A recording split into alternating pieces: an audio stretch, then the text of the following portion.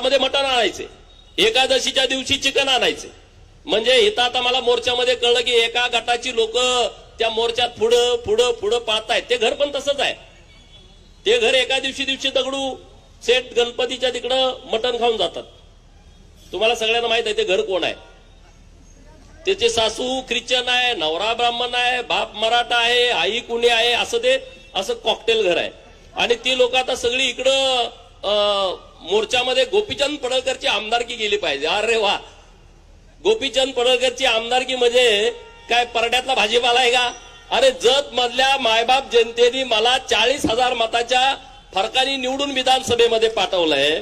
ते तुम्ही सांगण्यामुळे माझी आमदारकी जाऊ शकते का? सांगा, जाऊ शकते का? आणि दुसरं, या मोर्चामध्ये बाबासाहेबांचा फोटो घेऊन हे फिरायला लागले.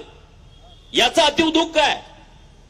अरे डॉक्टर बाबासाहेब आंबेडकर साहेबांना मानणारा या देशातला प्रत्येक कार्यकर्ता हे मान्यच करणार नाही. 5 फेब्रुवारी